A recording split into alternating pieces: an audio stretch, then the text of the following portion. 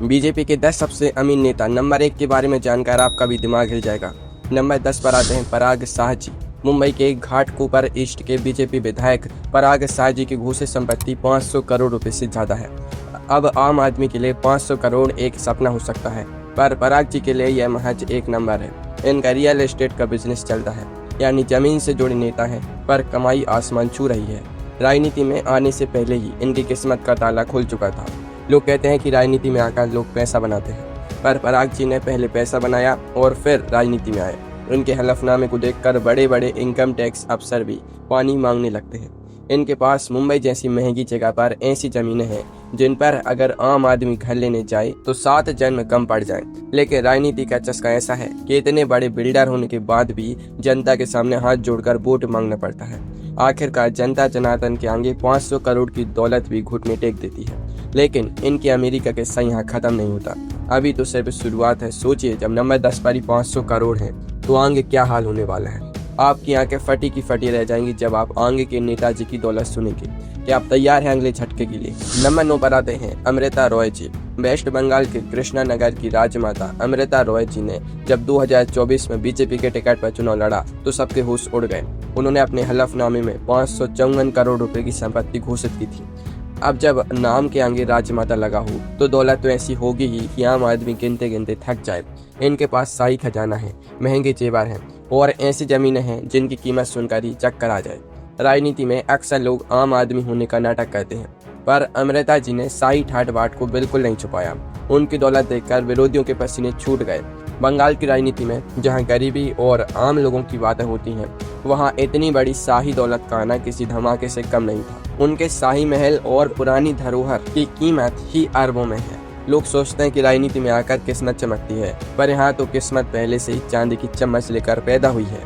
लेकिन क्या राजनीति में शाही दौलत ही सब कुछ होती है? अगले नेता की दौलत सुनकर तो आपके पैरों तले जमीन ही खिसक जाएगी। अगला नंबर जिसका है, उनका दबदबा देखकर बड़े बड़े बिजनेस टाइकून्स भी सलाम ठोकते हैं। नंबर 8 पर आते हैं जयंती भाई सोमा भाई पटेल जी। गुजरात के मानसा विधानसभा क्षेत्र के बीजेपी विधायक जयंती भाई पटेल जी की संपत्ति 661 करोड़ रुपए से ज्यादा है। गुजरात में बिजनेस और राजनीति का पुराना रिश्ता है और जयंती भाई जी इसका जीता जागता नमूना है। इनकी दौलत देखकर ऐसा लगता है इन पर लक्ष्मी जी कुछ ज्यादा ही मेहरबान है। 661 करोड़ की दौलत छोटी मोटी बात नहीं होती, इससे एक पूरा छोटा शहर खरीदा जा सकता है।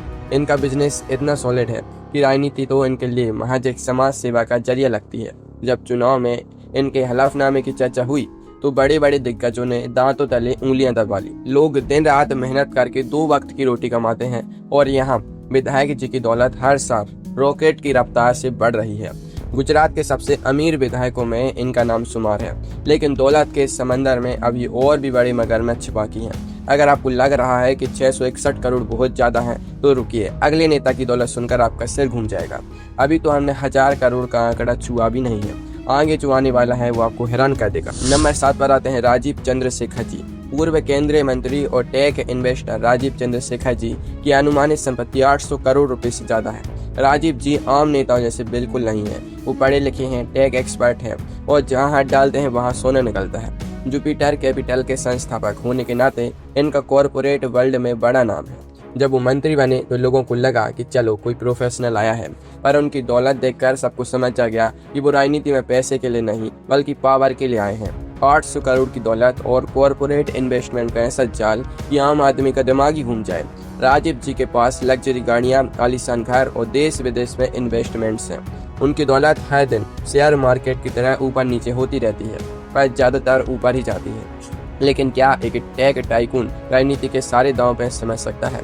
दौलत के मामले में उन्हें टक्कर देने के लिए जो अगला नाम आ रहा है, उनका काम ही आम लोगों की सुरक्षा करना है, पर उनकी खुद की दौलत की सुरक्षा के लिए एक पूरी फौज चाहिए। अगले नेता की दौलत का किस्सा इससे भी ज्यादा मजेदार है। नंबर 6 पर आते हैं रविंद्र किशोर सिन्हा जी।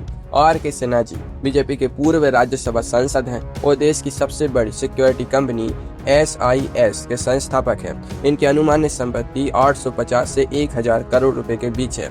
सोचिए, जो इंसान पूरे देश को सिक्योरिटी गार्ड से सप्लाई करता हो, उसकी खुद की दौलत कितनी महफूज होगी। RK सिन्हा जी ने जीरो से शुरू करके अरबों का एम्पायर खड़ा किया है। राजनीति में उनका आना एक बड़ा ट्विस्ट था। जब वो सांसद बने तो उनकी कंपनी का टर्नओवर और उनकी निजी दौलत दोनों ही चर्चा का विषय थे।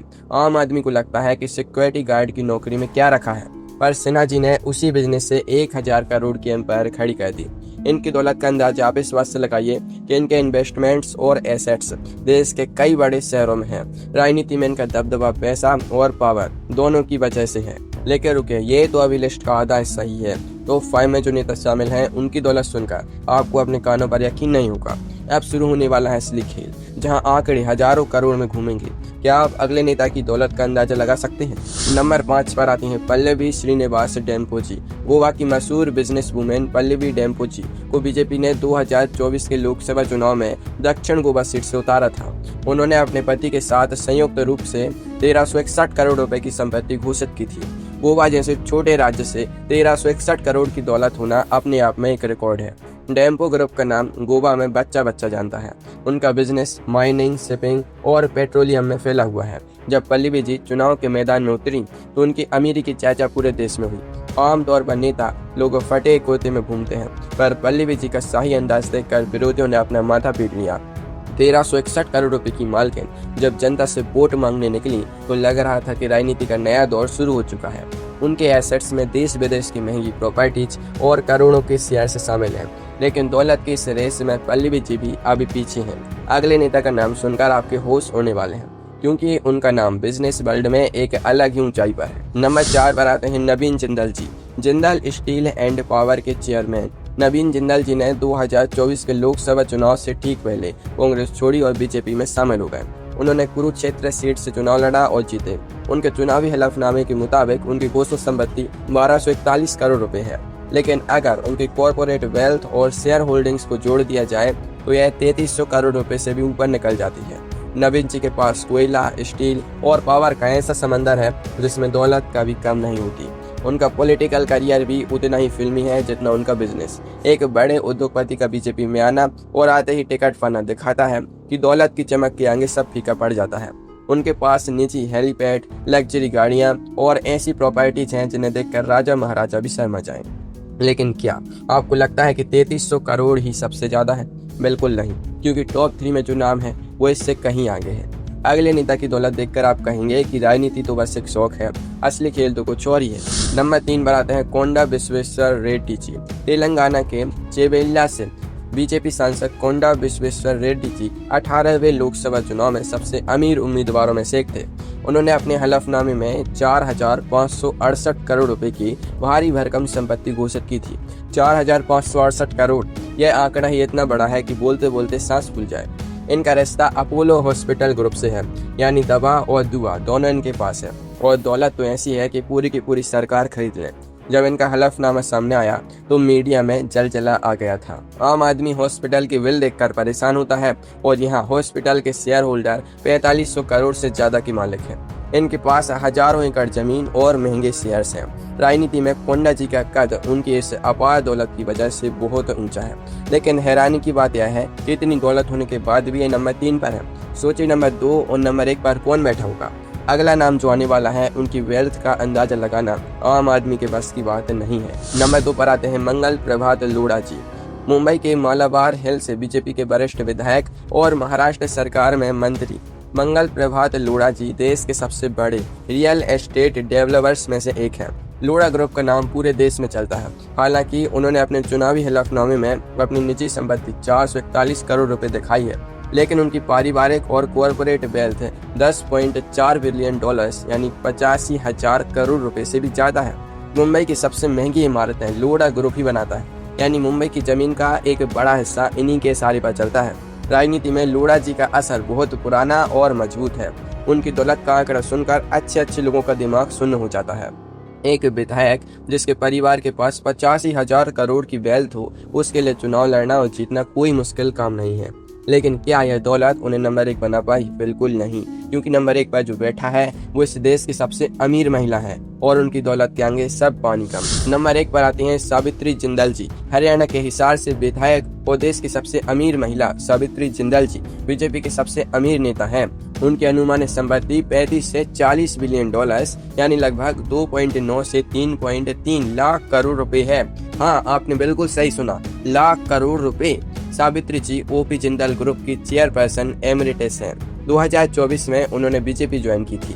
हालांकि हरियाणा चुनाव में टिकट न मिलने पर उन्होंने निर्दलीय चुनाव लड़ा और जीतने के बाद फिर से बीजेपी सरकार को बिना शर्त समर्थन दे दिया।